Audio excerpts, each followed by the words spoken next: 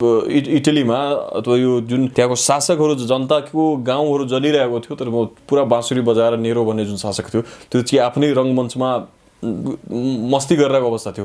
त्यही किसिमको परिवेश नेपालमा पनि उत्पन्न भयो भने भोलिको दिनमा जनता सडकमा नआउँदैन भन्न मिल्दैन, आउन सक्छ। दुई छाक टार्न सक्ने स्थिति छैन। त्यो जनतालाई यदि सहज वातावरण, यदि सहजीकरणको वातावरण सिर्जना गरिदिएन भने भोलिको दिनमा सरकारको विरुद्धमा जाँदैन, सरकारको पुतला दहन गर्दैन अथवा सरकारले गाह्रो बनाइदिँदैन भन्न चाहिँ सकिँदैन। किन अहिले झ्याप्पै केसको संख्या बढ्यो भने त सरकार त तयार छैन। अहिले सरकारसँग त केही पनि छैन। सरकारले न अस्पताल बनाउन सकेको छ, न सरकारसँग बेड छ, न तपाईँको आइसियु छ, न भेन्टिलेटर छ। यदि सरकारले यो विषयमा केही पनि एक्सन लिएन भने भोलिको दिनमा सिंहदरबार घेराउ हुँदैन, भोलिको दिनमा स्वास्थ्य मन्त्रालय घेराउ हुँदैन भन्न सकिँदैन। त्यो हुन्छ। सरकार चाहिँ जनताको पक्षमा केही पनि काम गरेकै देखिँदैन क्या। जब अरविन्द केजरीवालले दिल्लीमा आफै गएर उभिएर सरकारको जुन त्यो इपिडेमिक रिस्पोन्स रिलिफ भन्ने हुँदो रहेछ त्यो पैसा फन्डलाई युज गरेर यदि रातारात अस्पताल निर्माण गर्न सक्छ भने यो नालायकहरू, यो निकम्माहरूले किन निर्माण गर्न सक्दैन? यिनीहरूको हैसियत त्यति पनि छैन। जनताले दिएको छ, जनताले कर तिरेकै छ त प्रत्येक दिन। तर यहाँको जुन हृदय त्रिपाठी लगायतको व्यक्तिहरू छ त्यसलाई जनतासँग सरोकारी छैन, केही वास्तै छैन, केही मतलबै छैन। यदि उसको खल्तीमा पैसा आने उसलाई मतलब छैन। जनता मरोस् बाँचोस्, केही सरोकारी छैन क्या। भोलिको दिनमा यो अहिले जुन अवस्था छ त्योभन्दा काली लाग्दो परिस्थिति आउँछ। 100 बेड सहितको अस्पतालबाट जिल्लाले बनाउन सक्थेन, 500 बेडको अस्पतालबाट जिल्लाले बनाउन सक्थेन। तर कहीँ कुन जिल्ला अस्पतालमा तपाईँले 500 बेड सहितको अस्पताल खडा गरेको छ रातारात भन्ने सुन्नु भएको छ? केही पनि छैन नि त। सरकारले चाहिँ हामीलाई जस्तोसुकै समस्या पर्दाखेरि पनि हामीलाई सहयोग गर्छ भन्ने खालको एउटा भ्रम जुन फिचाइएको थियो त्यो चरित्र अहिले त राज्यको नाङ्गिएको छ। एकदमै कस्तो बनिसकेपछि एकदमै हाई लेभलको बेजिम्मेवारपूर्ण अभिव्यक्ति हो। त्यस्ता व्यक्ति भेट्छ भने कालो मुसो दल्दै हुन्छ त्यस्ता व्यक्तिहरूलाई। यहाँको जुन नेतृत्व पङ्क्ति छ त्यसलाई आफ्नो सत्ता कसरी टिकाएर राखौँ, आफू चाहिँ प्रधानमन्त्री कसरी बनिराखौँ, मेरो अधीनका पार्टीका विभिन्न सदस्यहरू कसरी विभिन्न प्रदेशमा मुख्यमन्त्री बनिराखोस् भन्नेतिर चाहिँ उहाँहरूको ध्यान। यदि सरकारले प्रत्येक जिल्लामा कम्तीमा पनि 1000 बेडको अस्पताल नयाँ र कम्तीमा त्यसको आधा 500 बेडको तपाईँको आइसियु र भेन्टिलेटर सहितको भनेको 1500 बेडेर अस्पताल प्रत्येक जिल्लामा यदि निर्माण गर्न सक्यो भने हामी त्यो चिजलाई ब्रेक गर्न सक्छौँ। हिजोसम्म चाहिँ तपाईँको इन्फेक्सनले गर्दा व्यक्ति पीडित थियो, अब त लकडाउनको मारले गर्दा मान्छे पीडित हुने बेला छ। किन नेपालको आजको दिनमा पनि 25% यस्तो जनता छ जुन एक्सट्रिम पोभर्टीको लाइनमा जीवन व्यतीत गर्दो रहेछ। एक छाक टार्नको निम्ति तिनीहरूलाई समस्या छ। त्यस्तो व्यक्तिहरूलाई त भोलिबाट अब समस्या हुनेवाला छ। त्यसको निम्ति सरकारले के तयारी गरेछ त? केही पनि तयारी गरेको देखिँदैन।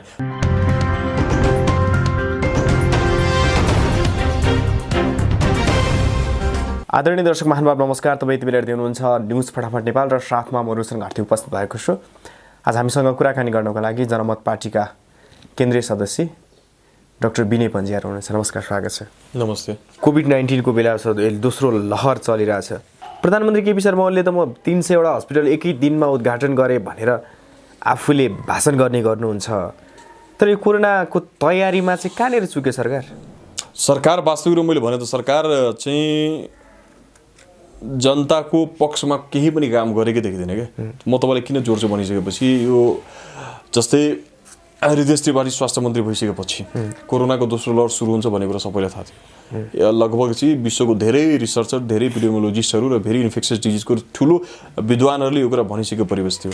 त्यो भइसकेपछि पनि स्वास्थ्य मन्त्री के चिजमा बिजी भयो त? स्वास्थ्य मन्त्री त के छ भने भ्याक्सिनको किनबेच, त्यसपछि तपाईँ के छ भने जुन भ्याक्सिन फ्रीमा आउनुपर्ने थियो त्यसको लागि इन्डियामा लगेर दुनियाँ पैसा अहिलेसम्म थुपाएर राखेको छ। त्यो भ्याक्सिन अहिलेसम्म नेपालमा आउन सकेको छ कि छैन त्यति म स्योर हुन सकेको छैन। भनिसकेपछि नेपालमा एउटा यहाँको मन्त्रीहरूको एउटा समस्या के देखियो भने जबसम्म चाहिँ उनीहरूले कमिसन पाउँदैन, जबसम्म त्यो बिचमा कुनै एजेन्ट इन्भल्भ हुँदैन र जबसम्म चाहिँ यिनीहरूको पोकेट भरिँदैन तबसम्म यिनीहरूले केही पनि काम गर्दैन। आज तपाईँ गएर मूल्याङ्कन गर्नुहोस् न, आज एउटा अस्पताल किन निर्माण हुन सकेको छैन? किनकि बिचमा कुनै पनि एजेन्ट परेन र यिनीहरूलाई चाहिँ त्यो डाइरेक्टली जुन वेलफेयरको काम छ, किनकि वेलफेयरको काममा त पैसा आउँदैन नि त। मानव मैले 50 किलो चामल बाँडिदिएँ भने त मलाई के फाइदा भयो? केही पनि फाइदा भएन। त्यसरी नै यिनीहरूले कुनै अस्पताल यदि सहयोगको भावनाले निर्माण गरिदियो भने तिनीहरूलाई व्यक्तिगत रूपमा केही पनि फाइदा भएन। सरकारी लगानी थियो बन्यो, तर त्यसैलाई घुमाएर यिनीहरूले जब यिनीहरूले कुनै तपाईँ कन्ट्र्याक्टरको थ्रुबाट बनाउँदै गर्दाखेरि त्यसैलाई घुमाएर यदि यिनीहरूले कुनै सप्लायरको थ्रुबाट सामान मगाउँदै गर्दाखेरि यिनीहरूले करोडौँको रकम चाहिँ तपाईँको भ्रष्टाचार गर्न पाउँछ।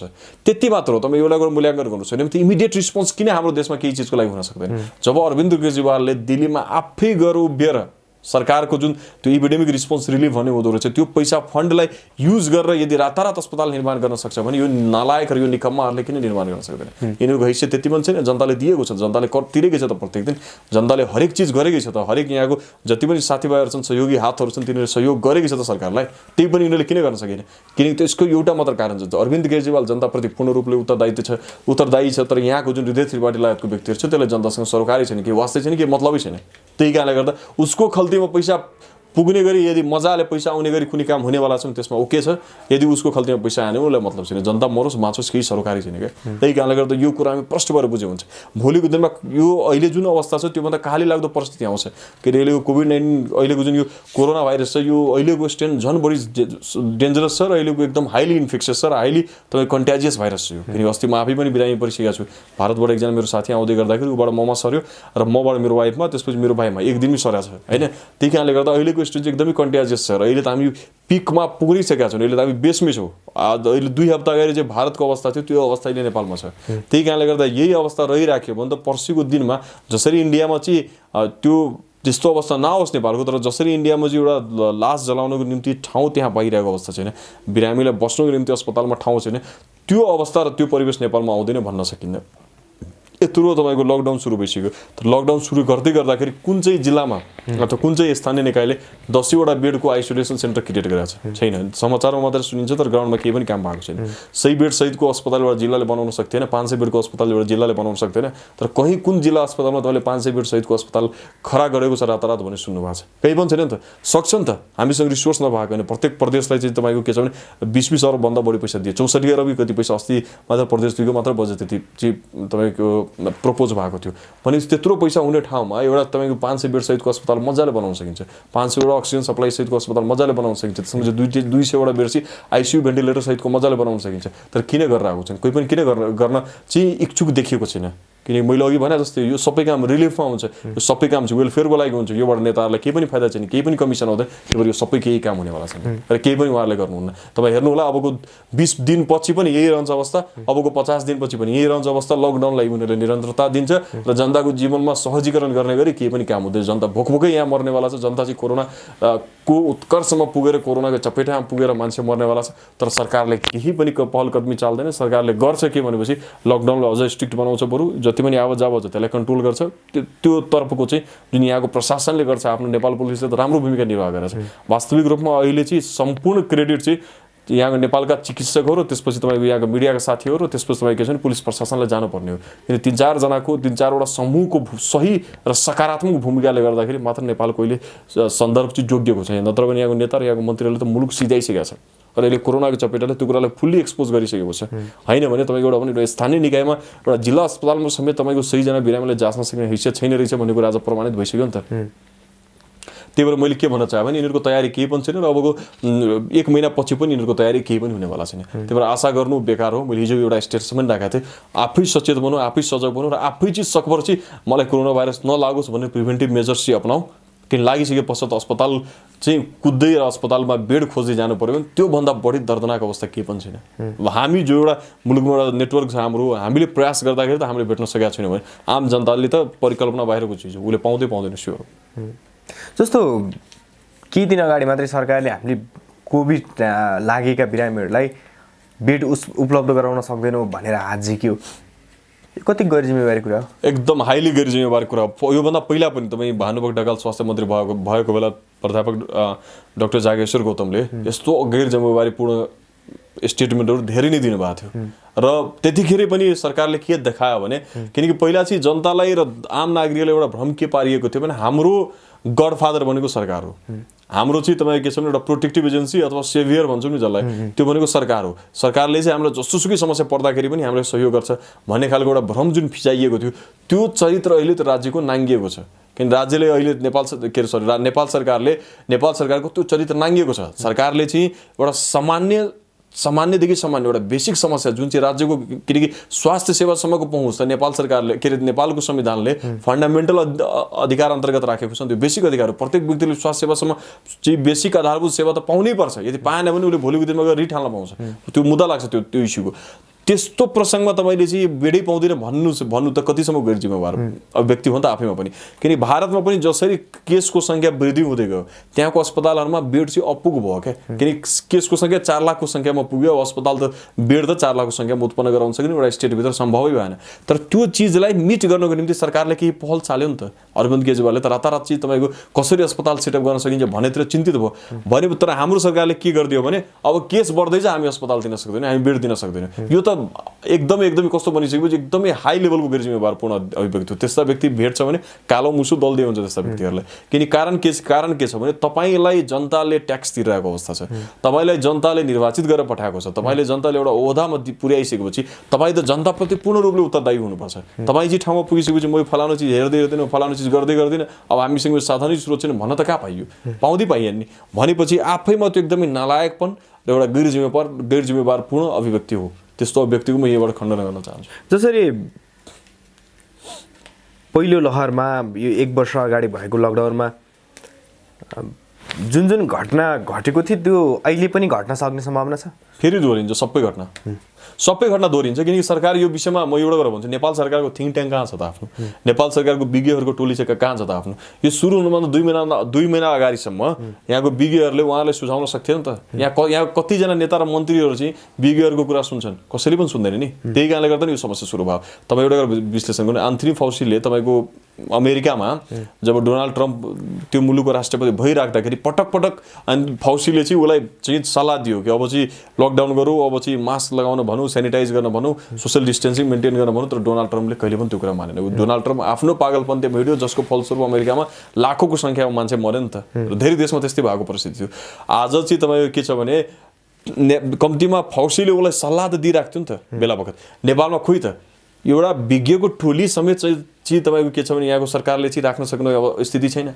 विज्ञ यस्तो समूह जसले चाहिँ समयमा उनीहरूले सही किसिमको गाइडेन्स दिन सकोस् भन्ने समेत एउटा टोली छैन, जसले 15 दिन 20 दिन अगाडि नै अब यस्तो भयावह अवस्था हुनेवाला छ, कम्तीमा एउटा अस्पताल निर्माण गरौँ, एउटा फलानु ठाउँलाई आइसोलेसन सेन्टरको रूपमा राखौँ, त्यस्तो समेत एउटा विज्ञको टोली राख्न सक्ने परिस्थिति यहाँ सिर्जना भएको छैन। त्यो किन भएन भने त्यो चाहिँ चासो नलागेर भयो। यहाँको जुन नेतृत्व पङ्क्ति छ त्यसलाई आफ्नो सत्ता कसरी टिकाएर राखौँ, आफू चाहिँ प्रधानमन्त्री कसरी बनिराखौँ, मेरो अधीनका पार्टीका विभिन्न सदस्यहरू कसरी विभिन्न प्रदेशमा मुख्यमन्त्री बनिराखोस् भन्नेतिर चाहिँ उहाँहरूको ध्यान छ।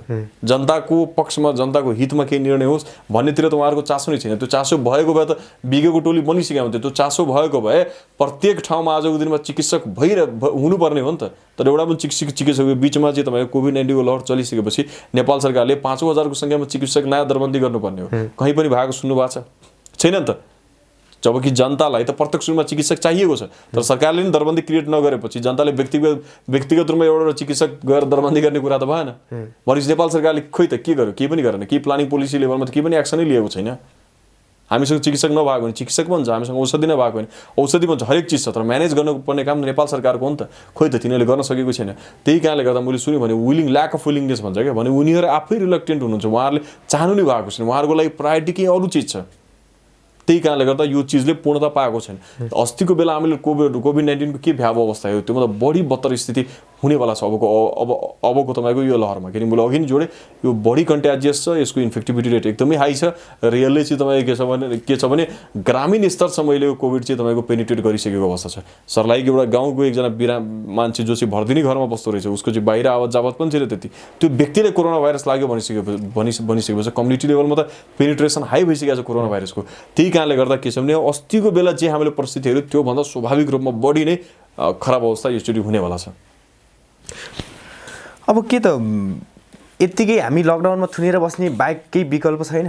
होइन, मैले सुनेँ भने यसको चाहिँ विकल्पहरू धेरै छ। जस्तै मानौँ त यसको लागि पूर्ण रूपले जनताले आफ्नो स्तरबाट केही पनि गल्ती गरेको छ जस्तो मलाई लाग्दैन। यसमा चाहिँ नेपाल सरकार थोरै चाहिँ सचेत भइदिएको भए सहज हुन्थ्यो। कारण के छ भने केही दिनसम्म चाहिँ सोसियल डिस्टेन्सिङ मेन्टेन गर्नलाई र त्यो चेन ब्रेक गर्नको निम्ति चाहिँ लकडाउनको आवश्यकता छ। लकडाउनको आवश्यकता नभएको होइन, तर यही समयलाई सही तरिकाले युटिलाइज गर्दा यदि सरकारले प्रत्येक जिल्लामा कम्तीमा पनि 1000 बेडको अस्पताल नयाँ र कम्तीमा त्यसको आधा 500 बेडको तपाईँको आइसियु र भेन्टिलेटर सहितको भनेको 1500 बेडेर अस्पताल प्रत्येक जिल्लामा यदि निर्माण गर्न सक्यो भने हामी त्यो चिजलाई ब्रेक गर्न सक्छौँ। एउटा जिल्लाको मान्छे अर्को जिल्लामा जानै नदिने, एउटा लोकल ठाउँको मान्छे स्थानीय तहको मान्छे अर्को स्थानीय तहमा जानै नदिने, त्यसलाई चाहिँ त्यहीसम्म रोकिराख्ने, त्यहीसम्म उसको जे व्यवहार छ जे गतिविधि छ त्यसलाई त्यहीसम्म सङ्कुचित गरेर हामीले राख्न सकौँ भने यसको चेन ब्रेक हुन्छ।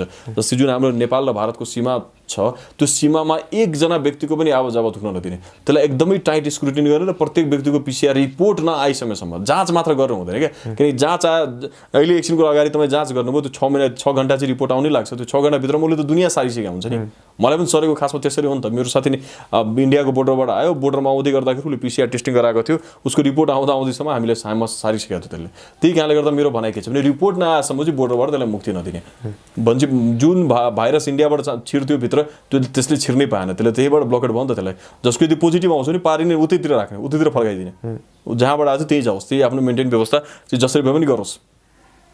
त्यसपछि के छ भने प्रत्येक जिल्लामा तपाईँले 1000 बेडको अस्पताल बनाइसकेपछि र 500वटा ICU भेन्टिलेटर बनाइसकेपछि कुनै पनि व्यक्ति केन्द्रमा आइराख्नुपर्ने आवश्यकता परेन, कुनै पनि व्यक्ति चितवन गइराख्नुपर्ने आवश्यकता परेन, विराटनगर गइराख्नुपर्ने आवश्यकता परेन, अथवा काठमाडौँ आइराख्नुपर्ने आवश्यकता परेन। भनेपछि मान्छेको मोबिलिटी त त्यसै रोकियो। किन अहिले त नेसनल फ्लाइट इन्टरनेसनल फ्लाइट त सबै रोकिएको छ। भनेपछि ठुलो कुनै एम्बिसियस काम त अहिले हुनेवाला छैन, त्यो त प्रश्न छ। भनेपछि त्यही जिल्लाभित्रमा चाहिँ मान्छेलाई मोबिलिटी गर्न दिने, त्यही जिल्लाभित्रमा ब्याङ्क खोल्ने, अरू जुन कमर्सियल कामहरू छ त्यो सबै गर्न दिने भयो भनेपछि त एउटा जिल्लाको सङ्क्रमण अर्को जिल्लामा फैलिनै पाइएन। कुनै स्थानीय निकायमा यदि त्यहाँनिर एउटा पेसेन्ट देखिएको छ भने त्यो एरियालाई फुल रूपले लकडाउन गरिदिने, त्यो एरियालाई पुरै रेड जोन घोषणा गर्ने अनि त्यसलाई ब्लकेट क्रिएट गरिदिने। त्यसरी त्यो ठिक भयो भने अर्कोलाई गर्ने, अर्को ठिक भयो भने अर्कोलाई गर्ने। त्यसरी गर्यो भने हामीले चाहिँ पूर्ण रूपले नेपाललाई नै लकडाउन गर्नुपर्ने आवश्यकता रहँदैन। हामीले प्रत्येक स्थानीय तहमा गएर तपाईँको के छ भने यसलाई त्यहीँनिर गएर त्यहीँनिर क्याच गर्ने, त्यहीँनिर तपाईँको ट्रिट गरिदिने रोगलाई। त्यो भयो चाहिँ समस्या समाधान भयो। अहिले त समस्या के देख्यो भने जनकपुरमा पनि केही समस्या पनि मान्छे काठमाडौँ आउनुपर्छ, चितवनमा पनि केही समस्या पऱ्यो भने कि त चितवनै बस्यो कि त काठमाडौँ आउनु पऱ्यो, उता रूपन्देहीमा पनि केही समस्या पनि मान्छे काठमाडौँ कुदिहाल्नुपर्छ। अब त्यो मान्छेले त्यो कोभिड पोजिटिभ भएको पेसेन्टले भर बाटोमा सबैलाई सार्दै आउँछ क्या। भनेपछि चेन ब्रेक त कसरी हुन्छ, सम्भवै भएन। त्यही कारणले गर्दा जबसम्म तपाईँ रिसोर्सेस स्थानीय तहमा दिनुहुन्न, जबसम्म चाहिँ तपाईँ रिसोर्सेस तपाईँ के छ भने त्यहाँको प्रादेशिक स्तरमा दिनुहुन्न, तबसम्म समस्या समाधान हुनेवाला छैन। सरकारले अब केही गर्नै चाहेको छैन, केही नगरिकन त कसरी समस्या समाधान हुन्छ? केही न केही त एक्सन लिनु पर्यो बाबा, केही न केही त गर्नु पर्यो, बेला त्यही हो होइन। अहिले यदि सही तरिकाले एक्सन लिएन भने त यो समस्याको समाधान कुनै रूपले हुनेवाला छैन, झन् भयावह परिस्थिति आउँछ। किन भोलिको दिनमा अहिलेको यो कोरोना भाइरसमा 90% केसेसमा अक्सिजन चाहिहालेको अवस्था छ।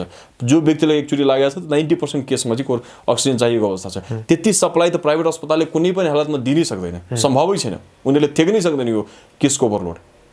त्यही कारणले गर्दा के छ भने अघि मैले भनेको रूपले यदि नेपाल सरकार जान तयार छ, नेपाल सरकार जान खोज्छ भने यसलाई चाहिँ कन्ट्रोल गर्न सकिन्छ, यसलाई चाहिँ रोक्न सकिन्छ। होइन भने त अब हिजोसम्म चाहिँ तपाईँको इन्फेक्सनले गर्दा व्यक्ति पीडित थियो, अब त लकडाउनको मारले गर्दा मान्छे पीडित हुनेवाला छ। किन नेपालको आजको दिनमा पनि 25% यस्तो जनता छ जुन एक्सट्रिम पोभर्टीको लाइनमा जीवन व्यतीत गर्दो रहेछ। एक छाक टार्नको निम्ति तिनीहरूलाई समस्या छ। त्यस्तो व्यक्तिहरूलाई त भोलिबाट अब समस्या हुनेवाला छ।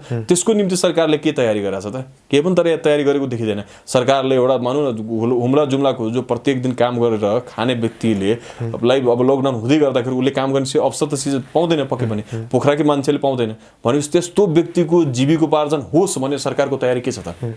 केही पनि छैन। भनेपछि फेरि पनि अब तपाईँ हामी जस्तो व्यक्ति 10 किलो 20 किलो चामल चाहिँ लगेर तिनीहरूलाई बाँडिराख्नुपर्ने परिस्थिति सिर्जना भयो। स्वाभाविक रूपमा त्यसले त कोरोना भाइरसलाई सार्छ नि त झन्। त्यसलाई त प्रशासनिक तवरबाट नेपाल सरकारबाटै तिनीहरूलाई राहत उत्पन्न हुनुपर्ने हो नि। त्यही भएर प्लानिङ पोलिसी बनाएर गयो भने यसलाई ट्याकल गर्न सकिन्छ। यसलाई ट्याकलै नगर्न सकिने किसिमको समस्या होइन यो। तर प्लानिङ पोलिसी भएन भने भोलिको दिनमा जसरी अहिले हामी टिभीमा सुन्छौँ हेर्छौँ इन्डियाको बारेमा त्योभन्दा बढी चाहिँ तपाईँको कहाली लाग्दो परिस्थिति यहाँनिर हुनेवाला छ। किन कम्तीमा त इन्डियाको राम्रो लक के छ भने त्यहाँ नेतृत्व मङ्ती राम्रो छ, त्यहाँको नेताहरू इमान्दार छन्, त्यहाँको नेताहरू सक्षम छन्, तिनीहरूले रातारात एक्सन लिँदो रहेछ। हाम्रो त तिनीहरूभन्दा धेरै नालायक र निकम्माहरूको झुन्ड छ हाम्रो मुलुकमा। त्यही कारणले गर्दा यिनीहरूबाट त अपेक्षै नगरे हुन्छ कि यदि यिनीहरू सही समयमा एक्सन लिएन भने हाम्रो झन् भयावह हुनेवाला छ परिस्थिति। जुन बिचमा चाहिँ योभन्दा अगाडि नागरिकहरू एकाएक सडकमा निस्केका थिए नि सरकारको विरुद्धमा, त्यो दोहोरिन सक्छ? त्यो दोहोरिन्छ। अब तपाईँको के छ भने यस्तै किसिमको परिवेश सिर्जना भइरहेको र जनताको जीवन स्तरमा समस्या उत्पन्न हुँदाहुँदै पनि, जस्तै तपाईँको इटलीमा अथवा यो जुन त्यहाँको शासकहरू जनताको गाउँहरू जलिरहेको थियो तर पुरा बाँसुरी बजाएर नेरो भन्ने जुन शासक थियो त्यो चाहिँ आफ्नै रङ्गमञ्चमा मस्ती गरिरहेको अवस्था थियो। त्यही किसिमको परिवेश नेपालमा पनि उत्पन्न भयो भने भोलिको दिनमा जनता सडकमा आउँदैन भन्न मिल्दैन, आउन सक्छ। तपाईँको के छ भने जनता जो भोकले ग्रसित छ, जो चाहिँ तपाईँको के छ भने उत्पीडित छ, जो चाहिँ तपाईँ के छ भने दुई छाक टार्न सक्ने स्थिति छैन, त्यो जनतालाई यदि सहज वातावरण, यदि सहजीकरणको वातावरण सिर्जना गरिदिएन भने भोलिको दिनमा सरकारको विरुद्धमा जाँदैन, सरकारको पुतला दहन गर्दैन अथवा सरकारलाई गाह्रो बनाइदिँदैन भन्न चाहिँ सकिँदैन। त्यो हुन सक्छ भोलिको दिनमा। यो लकडाउन चाहिँ नागरिकले कहिलेसम्म थेक्न सक्लान्? होइन, नागरिक यस्तो हो, नागरिकको बाध्यता हो, नागरिकको बाध्यता हो। मैले भने त नागरिकको बाध्यता हो र नागरिकको एक हिसाबले के छ भने गलत नेतृत्व चुज गरेको हुनाले एउटा एक किसिमको सजाय पनि हो। यो यदि धेरै दिनसम्म लम्बियो भने अहिले त के छ भने स्वास्थ्यको मापदण्ड अथवा स्वास्थ्यको दृष्टिकोणले पनि अपरिहार्य थियो नि, किन अहिले यो चेन ब्रेक गर्नको निम्ति पनि एउटा सरकारलाई समय पनि मिल्छ नि त। लकडाउन गरे पनि कम्तीमा मान्छे मुभ भएन, किन अहिले झाप्पै केसको सङ्ख्या बढ्यो भने त सरकार त तयार छैन। अहिले सरकारसँग त केही पनि छैन। सरकारले न अस्पताल बनाउन सकेको छ, न सरकारसँग बेड छ, न तपाईँको आइसियू छ, न भेन्टिलेटर छ, न तपाईँको त्यत्रो सङ्ख्यामा टेस्टिङ गर्न सक्ने हैसियत छ। अब तपाईँको अस्ति नै न्युजबाट हेरिसक्नुभयो, अब त्यत्रो जनताले विश्वास गरेर सूर्य डायग्नोस्टिक भन्नेमा दिनकै 1000जना मान्छेले टेस्टिङ गराउँथ्यो। अब त्यो सारा फ्रड रहेछ, त्यो सबैले गलत रिपोर्ट दिँदो रहेछ। अब त्यस्ता मान्छेहरूलाई त सरकारले नियालन गरेर त्यस्ता मान्छेलाई चाहिँ अन्डर कन्ट्रोल गर्न सक्ने स्थिति छैन। अब त्यो परिस्थितिमा कतिको पैसा कसरी डुब्यो, कतिले कहाँ गलत ठाउँमा गएर टेस्ट गराएर गलत रिपोर्ट लिएर आफू पनि चिन्तित भयो र दुनियाँलाई चिन्तित पारे, त्यो कुराबाट आफै पनि प्रश्न हुनुहोस्। त्यही कारणले गर्दा सरकार सक्षम हुनु चाहिँ एकदमै आवश्यक छ। सरकार यदि सक्षम भएन र सही किसिमको यदि एक्सन लिन सकेन भने त्यो लकडाउन कहिलेसम्म जान्छ भन्नै सकिँदैन कि। र जसले चाहिँ जनताको जीवनमा सधैँ नकारात्मक किसिमको एउटा प्रभाव पारिरहेको छ। नागरिकहरू त सरकारको आश गर्दा गर्दै मर्नुपर्ने स्थिति आउने भयो नि त। मैले त्यही भन्दै थिएँ, अब त्यो परिस्थिति आइसकेको छ त, आउने होइन कि आइसकेको छ। किन हिजो मात्र एउटा मैले भिडियो हेरेको थिएँ, लकडाउन भएको लगभग 3-4 दिन मात्र भयो, एकजना एकल महिला आउनुहुँदो रहेछ, उहाँसँग ग्यास पनि छैन, खाने चाहिँ केही पनि सामग्री नभइसक्यो, 2-4जना साथीभाइले लगेर उहाँले सहयोग गर्नुभएको छ। त्यो धेरै दिनसम्म व्यक्तिले व्यक्तिगत तवरबाट कति दिन गर्न सक्छ, धेरै दिन त त्यो पक्कै पनि गर्न सक्दैन होला। त्यो त वास्तविक रूपमा सरकारकै तवरबाट हुनुपर्ने चिज हो नि त। त्यो यदि सरकारले यो विषयमा केही पनि एक्सन लिएन भने भोलिको दिनमा सिंहदरबार घेराउ हुँदैन, भोलिको दिनमा स्वास्थ्य मन्त्रालय घेराउ हुँदैन भन्न सकिँदैन, त्यो हुन्छ। भोलिको दिनमा संसद भवन घेराउ हुँदैन भन्न सकिँदैन, त्यो हुन्छ। र यस्तै परिवेशमा चाहिँ तपाईँको देशमा ठुल्ठुलो शासकहरू फालिएको हो। यही कारणले गर्दा डोनाल्ड ट्रम्प अस्ति निर्वाचन हार्यो र नेपालमा पनि तपाईँ विश्लेषण गर्नुलाई जो आजको दिनमा सत्ता छन् तिनीहरू पदच्युत हुने र निर्वाचन भोलिको दिनमा ठुलो सङ्ख्यामा हार्न सक्ने परिस्थिति सिर्जना हुन सक्छ। किनकि जनताले पनि त्यो पीडा सहेर बसेको छ र एउटा लोकतान्त्रिक मुलुकमा त्यो पीडालाई एक्सप्रेस गर्ने माध्यम भनेको ब्यालट नै हो। र त्यो ब्यालटबाट तपाईँ विश्वास हुनुहोस्, अब हुने मतदान र अब हुने चुनावमा त्यो कुरा प्रष्टमा देखिन्छ क्या, प्रष्टमा देखिन्छ कि जनताले कति पीडा सहेर कसले पीडा दिएका छन् भनेर। अहिले धेरै नागरिकहरू कोरोना सङ्क्रमित भएका छन् र धेरैले ज्यान पनि गुमाइरहेका छन् र कतिले चाहिँ बेड नपाएर घरमै होम आइसोलेसनमा बस्नुपर्ने अवस्था पनि छ। तपाईँ आफै पनि कोरोना सङ्क्रमित हुनुभएको र तपाईँ आफै पनि एक चिकित्सक भएको नाताले कसरी चाहिँ कोरोना लाग्यो भने ठिक हुन सकिन्छ, कसरी उपचार गर्ने आफैले आफैलाई? अनि यसको कस्तो छ भने जस्तै आफूमा यदि पहिला चिज त के छ भने सुरुमा केही सिम्टम्स देखिसकेपछि कस्तो हुँदो रहेछ भने सुरुको 3-4 दिन चाहिँ एकदमै हाई ग्रेड फिभर हुँदो रहेछ क्या। एकदमै हाई ग्रेड फिभर भनेको 100 भन्दा बढी क्रस हुन्छ, 100 डिग्री फ्यारेनहाइट भन्दा। अनि त्यो आइसकेपछि तपाईँको सास पनि एकदमै तपाईँको पुरा तातो हावा आउँदो रहेछ कि सासबाट। त्यो एक्सट्रिम टेम्परेचर भएर एक्सट्रिम टेम्परेचर भएर नि जिउ हात गल्ने रहेछ सुरुको 3-4 दिनमा। त्यसपछि तपाईँ के छ भने चौथो 5 दिनबाट चाहिँ तपाईँको पूर्ण रूपले सुँग्न सक्ने क्षमता जान्छ, तपाईँले टेस्ट पनि गर्न सक्नुहुन्न। मतलब जे खाँदाखेरि मासु खानुहोस्, माछा खानुहोस् अथवा तपाईँको साग खानुहोस्, अन्डा खानुहोस्, सबैको टेस्ट चाहिँ, सबैको स्वाद चाहिँ एउटै हुँदो रहेछ। भनेपछि यी लक्षणहरू यस्तो किसिमको देखा परेको छ, ड्राई कफ जस्तो पनि हुने रहेछ, घाँटीमा खसखस हुने जस्तो यी लक्षणहरू देखा पर्यो भने तपाईँ चाहिँ पूर्ण रूपले के बुझ्नुहोस् भने तपाईँले कोरोना लागिसकेको छ। किन अहिलेको सिनेरियोमा अरू कुनै पनि रोगको यस्तो खाले सिम्टम्सहरू छैन अहिलेको अवस्थामा, र अहिले चलनचल्तीमा भएकै रोग यही नै हो। त्यही कारणले गर्दा सकभर मेरो चाहिँ सल्लाह सबैलाई के छ भने, किनकि अहिले मार्केटमा चाहिँ तपाईँको पिसिआरको टेस्ट गर्ने ठाउँहरूको त्यति विश्वासिलो रिपोर्ट नभएको हुनाले तपाईँहरू सकभर पिसिआर गराएर काम छैन। किनकि यसले चाहिँ समस्या के गर्दो रहेछ, किनकि जहाँ तपाईँ पिसिआर गराउन जानुहुन्छ, तपाईँ टिको अस्पतालमा जानुहोस्, टिचिङमा जानुहोस्, त्यहाँ चाहिँ ठुलो लाइन हुन्छ। तपाईँ इनकेस कोभिड पोजिटिभ हुनुहुन्छ भने तपाईँले अरूलाई सारिदिनु भयो, 100% हो। तपाईँमा इनकेस कोभिड पोजिटिभ छैन रहेछ र अरूमा छ भने उसले चाहिँ तपाईँलाई सार्छ, किनकि समस्या भएर नै पिसिआर गराउन जाने हो मान्छे, होइन। त्यही कारणले गर्दा मेरो सल्लाह के छ भने जसमा सिम्टम्स देखा परिसकेको छ, आखिरमा तपाईँले पिसिआर गराएर पनि हुने केही पनि होइन। किन जबसम्म तपाईँको सिम्टम्स निको नभएसम्म तपाईँ कहाँ जानुहुन्छ र जानै सकिँदैन। तर मेरो सल्लाह चाहिँ के छ भने हाम्रो जस्तो मुलुकको निम्ति किनकि एक किसिमको त 2200 रुपियाँ जुन पिसिआर गराउनुको निम्ति पर्छ त्यसलाई बरु औषधि र खानपिनमा खर्च गर्नुहोस्, पिसिआर गराएर काम छैन। त्यो समस्या देखिसके पश्चात आफूले झ्यापै आइसोलेट गरिहाल्नुहोस्। घरमै हुनुहुन्छ भने अरू परिवारसँग घुलमेल नगर्नुहोस्, छुट्टै तपाईँ आफ्नो एउटा कोठा तोक्नुहोस् र त्यो कोठाबाट चाहिँ तपाईँको खानपिन सबै चिज त्यही व्यवस्थापन गर्ने प्रयास गर्नुहोस्। र सकभर सकेसम्म चाहिँ मेरो सल्लाह के छ भने जुन अरू दिनमा जे सामग्रीहरू तपाईँले उपभोग गर्नुहुन्थ्यो खानुहुन्थ्यो ती चिजहरू नै खाने प्रयास गर्नुहोस्। एक्स्ट्रा कुनै पनि मेडिसिनको आवश्यकता पर्दैन। तर के छ सिम्टोमेटिक रूपले तपाईँलाई यदि ज्वरो आएको छ भने त्यसको लागि प्यारासिटामोल खानुहोस्। र मैले चाहिँ व्यक्तिगत रूपमा मेरो कुरा गर्नुहुन्छ थोरै मेरो रनिङ नोज पनि थियो, तर मैले 3 दिनसम्म चाहिँ साइनेक्स खाएको थिएँ किनकि त्यसमा प्यारासिटामोल पनि हुन्छ र मलाई ज्वरो पनि निरन्तर रूपले आउने गर्दै आउँथ्यो कि त्यही कारणले गर्दा मैले चाहिँ साइनेक्स चाहिँ दिनको 3 दिनसम्म चाहिँ खाएँ। त्यसपछि मेरो ज्वरो थोरै कन्ट्रोल भएको थियो। त्यसपछि मैले भिटामिन सीको एउटा क्याप्सुल खाएको थिएँ र जिङ्कको चाहिँ खाएको थिएँ। र एउटा अर्को चिज मैले के हेरेँ भने वास्तवमा यसको साइन्टिफिक एभिडेन्स केही पनि छैन, तर यो एजिथ्रोमाइसिन भन्ने ट्याब्लेट चाहिँ तपाईँको 500 मिलिग्राम 5 दिनसम्म पनि मैले त्यो पनि सेवन गरेको थिएँ किनकि यो चाहिँ लङ प्रोटेक्टिभ रहेछ क्या। र यसको चाहिँ डाइरेक्टली एन्टिबायोटिक एसोसिएसन केही पनि नभए तापनि यसले चाहिँ राम्रो रिस्पोन्स ल्याएर लङ्सलाई चाहिँ पछि चाहिँ यो निमोनियाको एट्याक नहोस् भनेर चाहिँ तपाईँको प्रोटेक्ट गर्दो रहेछ। त्यही कारणले गर्दा यो 3-4वटा मेडिसिन मैले लिएँ। त्यसपछि प्रत्येक दिन चाहिँ स्टिम इनहेलेसन गर्थेँ, बिहानै बेलुका 2 चोटि। अनि त्यसपछि तपाईँको के छ भने स्टिम इनहेलेसनले सबैभन्दा बढी फाइदा गर्यो। स्टिम इनहेलेसनले गर्दाखेरि मलाई एकदमै रिलिफ हुन्थ्यो र एकदमै नाक पनि ब्लकेट हुन्थेन र पछि सास लिन पनि एकदमै सहज भएको थियो।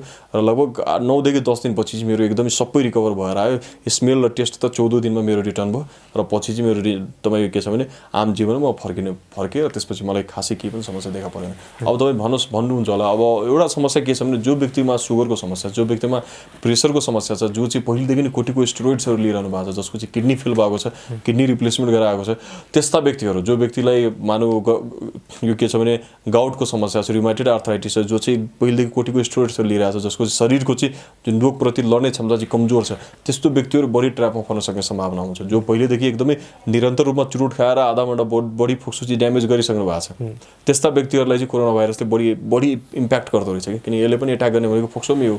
तर मेरो चाहिँ सल्लाह के छ भने तपाईँ आफ्नो घरमा एउटा अक्सिमिटर पनि राख्नुहोस् र प्रत्येक दिन चाहिँ अक्सिजनको सेचुरेसन लेभल चाहिँ यो के छ भने ओलाबाट चाहिँ नाप्ने प्रयास गर्नुहोस्। यदि तपाईँको 96 देखि 94 को लाइनमा छ भने त इट्स ओके होइन, तर 94 भन्दा तल यदि खस्किँदै गइरहेको छ अक्सिजन सेचुरेसन र क्रमिक रूपमा खस्किरहेको छ भने तपाईँ चाहिँ अस्पतालमा भर्ना हुनुपर्छ अथवा एक्स्ट्रा एडिसनल सप्लिमेन्ट्री अक्सिजन चाहिँ तपाईँले लिनुपर्ने स्थिति हुन्छ। 4 देखि 5 दिनसम्म त्यो सप्लिमेन्टल अक्सिजन लिनुभयो र त्यो मेन्टेन गर्नुभयो भने तपाईँलाई केही पनि हुँदैन। तर लङ टर्ममा फेरि पनि तपाईँको सेचुरेसन झर्दै गइरहेको छ भने तपाईँ चाहिँ रेड जोनमा पर्नुहुन्छ, तपाईँलाई आइसियु भेन्टिलेटरकै आवश्यकता र चिकित्सकको सल्लाहको आवश्यकता छ भनेर बुझ्नुहोस् र अस्पतालतिर कुदिहाल्नुहोस्। यही हो मैले चाहिँ दिने सल्लाह सबैलाई। हस्, यहाँको महत्त्वपूर्ण समय र विचारको लागि धेरै धेरै धन्यवाद। नमस्कार। धन्यवाद।